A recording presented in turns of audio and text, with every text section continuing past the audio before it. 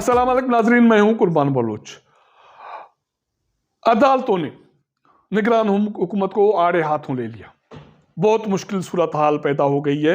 पहले इमरान खान के हवाले से, अब मिसिंग पर्सन के हवाले से, और जो हिदायत जारी हुई हैं, अगर उसका कफारा अदा नहीं किया गया या अजाला नहीं किया गया तो मौजूदा निगरान वज़ीर आज़म पर कड़ा वक्त है, ये तय है।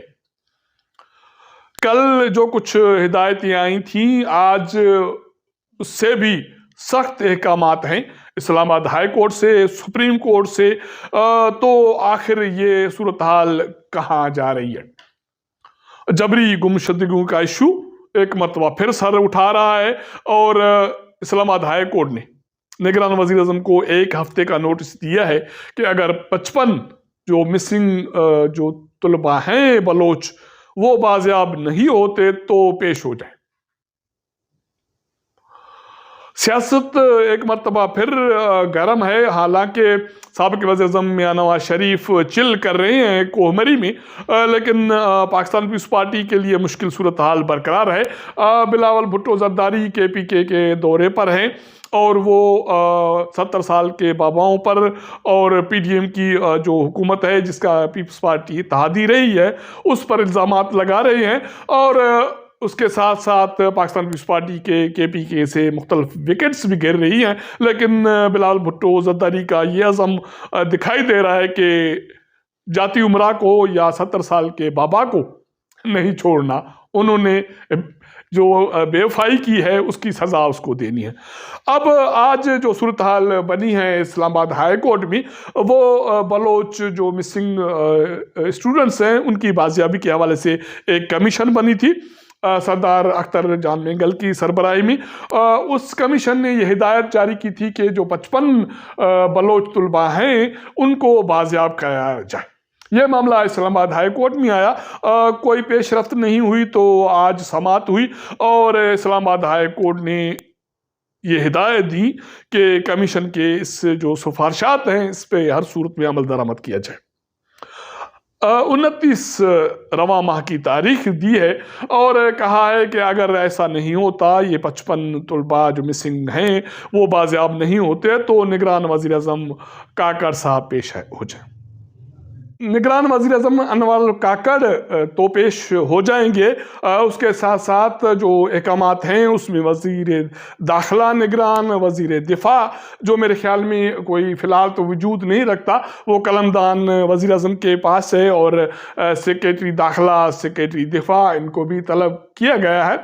अब बात यह है कि अगर ये तलबा जो अगर बाजियाब नहीं होते तो फिर वज़ीर आज़म अदालत में जाके जवाब क्या देंगे?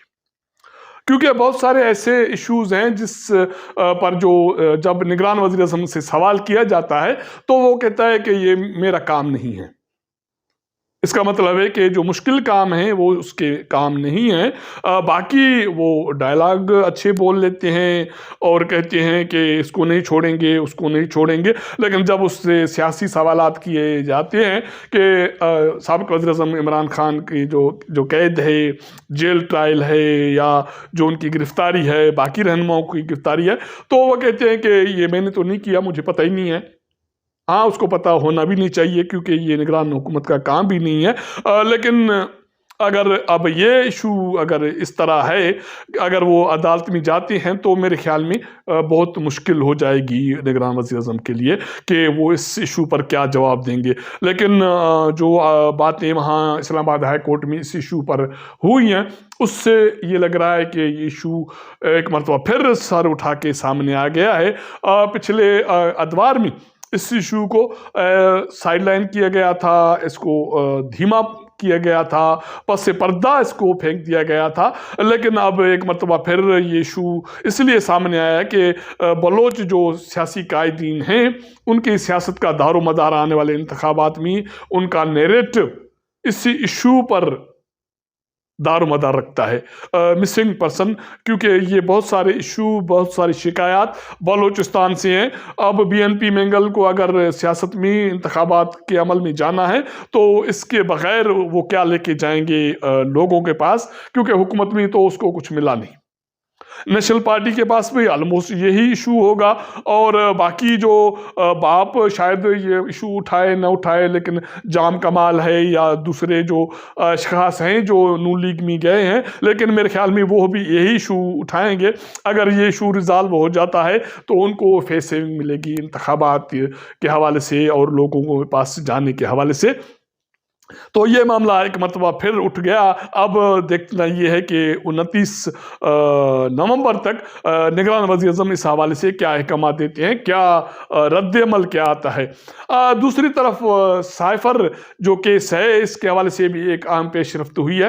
عمران خان نے ضمانت کی درخواست دی تھی، تو سپریم کورٹ آف پاکستان کے 3 رکنی بینچ نے ریاست پاکستان کو، وزارت داخلہ کو نوٹس جاری کیے ہیں۔ اب اس حوالے سے بہت ساری چیزیں آج اسلام آباد سپریم کورٹ میں ڈسکس ہوئی ہیں۔ اس میں یہ ہے کہ اسد عمر کو اس کیس سے کیوں بری کیا گیا، سابق وزیر اعظم کے جو پرنسپل سیکریٹری تھے وہ گواہ کیسے بنے، اور جو سائفر تھا وہ سیکریٹ ایکٹ کے تحت اس کی خلاف ورزی ہوئی نہیں ہوئی، کیبنٹ نے کیسے منظوری دی، اور نیشنل سیکیورٹی کونسل میں یہ کیسے آیا، بہت ساری چیزیں وہاں زیر بحث آئیں۔ لیکن لگ رہا ہے کہ یہ معاملہ بھی نگران حکومت کو یا نگران وزیر اعظم کو گلے پڑنا ہے۔ اب سماعت جب ہوگی تو جو نگران وزیر اعظم ہیں یا اس کے جو نمائندے وہاں جائیں گے، یا اٹارنی جنرل آف پاکستان وہاں جا کے جواب دیں گے، تو پتہ چلے گا کہ یہ ایشو یا یہ اونٹ کس کروٹ بیٹھتا ہے۔ تو یہ چیزیں دکھائی دے رہی ہیں کہ جو اسلام آباد ہائی کورٹ میں، سپریم کورٹ میں جو ایشوز ہیں پبلک کے، وہ تیزی سے منظر پہ آ رہے ہیں۔ اس سے پہلے فوجی عدالتوں کا آپ نے کیس دیکھا تھا کہ اسلام آباد سپریم کورٹ نے اس کو اڑا دیا تھا، اس قانون کو۔ اس کے بعد نگران حکومت نے اس کو چیلنج تو کیا ہے، لیکن سینٹ میں اس حوالے سے جو سیاسی جماعتیں ہیں وہ احتجاج پہ ہیں کہ اس ایشو کو رہنے دیا جائے، اور سویلین کا ٹرائل فوجی عدالتوں میں نہیں ہونا چاہیے، کیونکہ ان کو بھی انتخابات میں ایک فیس سیونگ چاہیے۔ یہ عدالتی ایشو ہیں۔ سیاسی ایشو جو معاملات ہیں وہ یہ ہیں کہ سابق وزیر اعظم میاں نواز شریف چل کر رہے ہیں، باضابطہ چل کر رہے ہیں۔ وہ کل اسلام آباد آئے تھے، اسلام آباد ہائی کورٹ میں اس کی جو کیسز تھے، اس کی سزا کے خلاف اپیلز کی اس کی سماعت تھی۔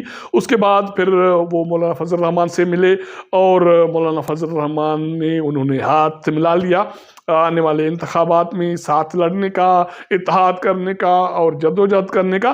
تو جو سیاسی فتوحات ہیں سابق وزیر اعظم میاں نواز شریف کی، وہ جاری ساری ہیں۔ اس سے پہلے وہ ایم کیو ایم کو فتح کر چکے، بلوچستان میں 30 سے زیادہ اشخاص اس کے جیب میں چلے گئے، اور بلوچستان کی جو سیاسی جماعتیں ہیں وہ بھی میاں صاحب سے اتحاد کرنے کے لیے تیار ہیں۔ تو میاں نواز شریف سیاسی طور پر چل کر رہے ہیں اور مزے لے رہے ہیں۔ آج وہ اسلام آباد سے کومری کی طرف گئے، وہ خود انہوں نے گاڑی ڈرائیو کی، مریم نواز اس کے ساتھ بیٹھی تھی، اور میاں نواز شریف لوگوں کو ہیلو ہائی کرتے ہوئے اپنی رہائش گاہ پہنچے اور مری میں موسم کے مزے لے رہے ہیں۔ پاکستان پیپلز پارٹی کے چیئرمین بلاول بھٹو زرداری کے پی کے میں عوامی رابطہ مہم پر ہیں، ورکرز کنونشن کو خطاب کر رہے ہیں۔ آج انہوں نے پی ڈی ایم کی جو حکومت تھی سابقہ، جس میں وہ پاکستان پیپلز پارٹی بھی حصہ تھی، اس پر انہوں نے سنگین الزامات لگائے۔ ان کا کہنا تھا کہ پی ڈی ایم کی حکومت اس لیے ناکام رہی کہ وہ ذاتی جو انتقام لینے میں مصروف تھی، سیاسی انتقام لینے میں مصروف تھی، اس لیے ہم عوام کو ریلیف نہیں دے سکے۔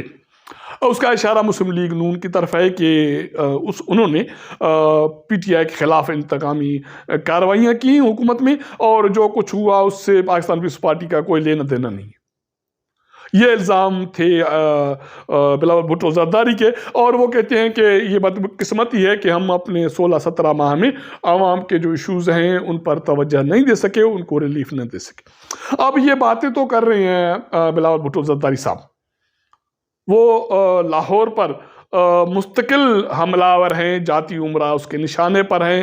70 سالہ جو بابا ہیں وہ بھی اس کو اچھے نہیں لگ رہے، اس کا جو اشارہ ہے وہ میاں نواز شریف کی طرف ہے۔ لیکن لگ یہ رہا ہے کہ اس کو کے پی کے کا جو دورہ ہے وہ مہنگا پڑ رہا ہے، وہ اس وجہ سے کہ اس کی ایک مزید سیاسی جو وکٹ تھی وہ گر گئی۔ سینیٹر وقار آج اسلام آباد میں پاکستان پیپلز پارٹی کو چھوڑ کر مسلم لیگ نون میں شامل ہو گئے۔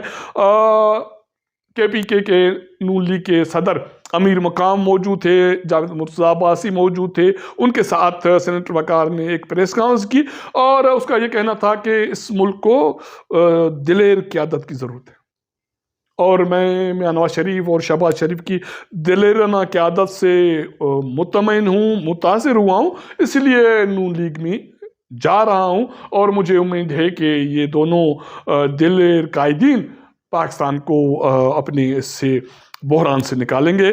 اب اس کے علاوہ باتیں تو یہ بھی چل رہی ہیں کہ پشاور سے پاکستان پیپلز پارٹی کے دو مزید رہنما پاکستان پیپلز پارٹی کو الوداع کرنے کے لیے تیار ہیں۔